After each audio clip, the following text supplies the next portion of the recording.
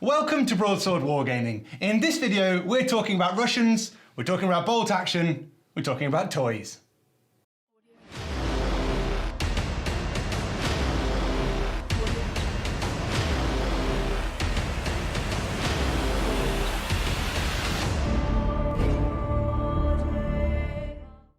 Hello and welcome. Yes, that's right. I'm here with Kalon. Hi. We are talking about his Russians here for bolt action. He's got a lovely display.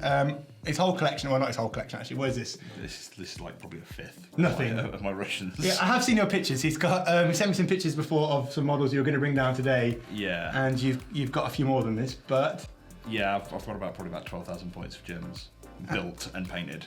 how many points is this?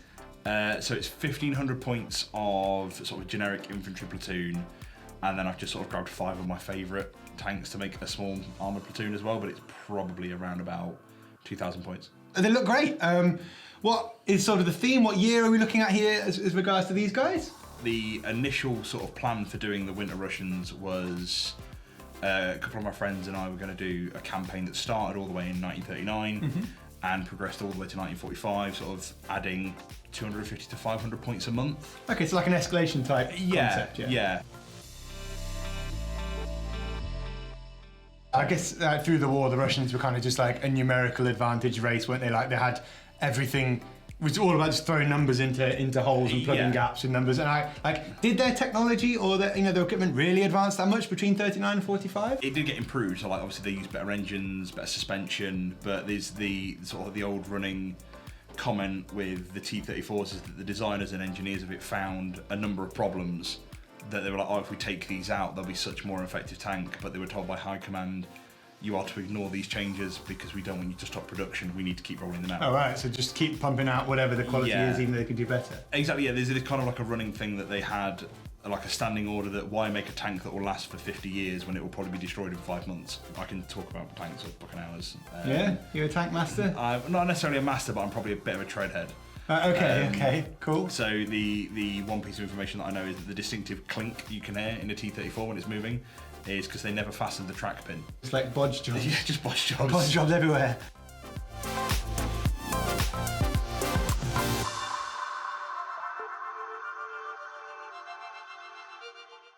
As far as a force go in the game, Russians again, have a numerical advantage generally, don't you? You get a free unit, is that right? A free 12-man inexperienced rifle squad. So you've got your normal sort of 5-man selection, your mortar, everything else, and then a 6th squad on top of it that you don't pay anything for. It can have all upgrades for free, so you can have things like tank hunter mines, everything. And like the campaign that I played with it, like literally their job was to run around. Most people would ignore them because it's like, oh, they're inexperienced, so they won't hit ever. But they would just forget they had Molotovs, and then people's tanks would just catch on fire as they'd get mobbed by 12 blokes with flaming cans of water, and they're just like, this is getting burnt down. What have you got here in this army then? Obviously I can see you've got a couple of units of troops, you've got the Navy guys, aren't they there? Mortar, snipers, what have you got here? How does this work in regards to gameplay? It's sort of like my go-to 1,500 points. So I've got a 12-man light machine gun team, so they've got 2 LMGs, lieutenant with his additional rifleman, sniper, 12-man SMG squad with a transport truck, a BA-10 armoured car, medium mortar, my free inexperienced rifle squad, 10-man naval section, a T-34 and a heavy howitzer. The idea is that sort of mortars and the howitzers will range sort of long-range suppressive fire to keep things pinned, so things that I can't deal with.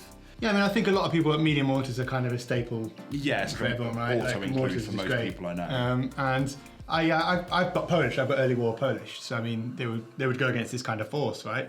In those days, and I like howitzers always effective.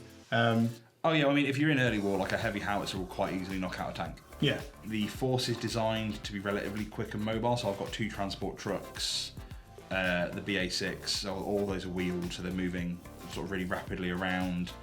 The fact that the SMG squad is transported in one of them, and they usually get the LT goes with them because they're both armed with SMGs, just to keep giving them a little morale boost. Yeah. So they sort of like, the idea is they'd run forward, clear an objective, and then the LMG squad would follow up afterwards and then hold it. Okay. But bolt action for me is not a game I've played a lot of. I've played a lot of version 1, obviously it's version 2 now.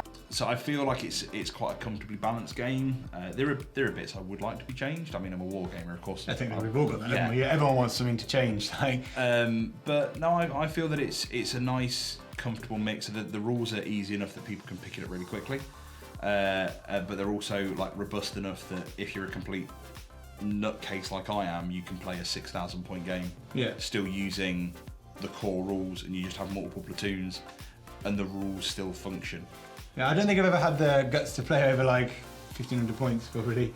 Well, I'm quite known at Warlord just for going in and booking out 2 of their tables and like a 4,000 point game. Putting all your toys out. Yeah, I think like you've got a pretty good grasp really on what these guys do. You obviously have a German collection as well. I do, yes, and an American one in the pipeline. And Americans as well. So you kind of got the whole war covered. You just be playing. Near enough. You just be playing with yourself at home then, right?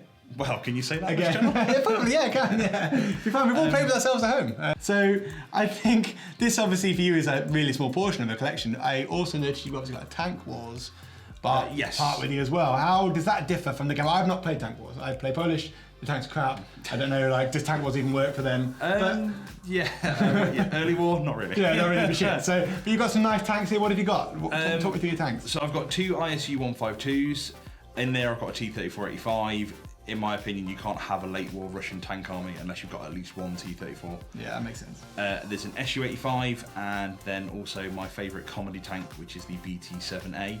In Tank War, obviously the main focus is on vehicles.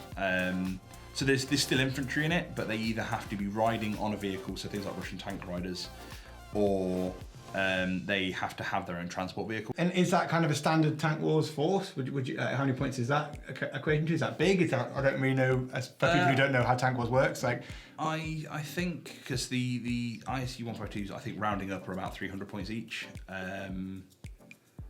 So I think it's possibly sort of 1,500 to 2K, because it's sort of quite thematic to go and start a tank war game like all the way from raw recruits just being given their tanks, and then they sort of like per game survived or vehicles destroyed, they'll earn experience. Oh, so there is a campaign element to it. That's interesting. So they'll earn experience, they'll get skills, and then once they've got a certain number of skills, they'll go from inexperienced to regular, and then they'll go from regular to veteran. Oh, I like that. Yeah, I really like experience-based games and things with that additional element of like post-game play, like things I don't like Mordheim and any of those kinds of games where you get experience. So for me, that really appeals. I don't know, obviously, viewers-wise, who plays these. I'm sure Bolt Action has a big following, as does Tank War. It's something I like to bring into the channel, and you seem to know what you're talking about in regards to it. So, well, I know enough to confidently bluff my way through it. But it's all we lie about everything, right? So, do you even know anything about wargaming? Probably not. No one's caught me yet. These guys look awesome. I like the fact they're based nicely. Just having full painted armies just appeals, right? Nobody who even has that. Like, so I love it. I think Bolt Action is a game I'd love to get into in the channel. It does appeal to me. It's something historically I really like. I've got early war Polish. I like Finnish. I like Bulgarians. I like kind of random. The small nations. Yeah, small nations. I'm a man for the underdog. I'm really happy. Thank you loads for bringing these down. That's okay. And I'm sure you'll see more of Kalon.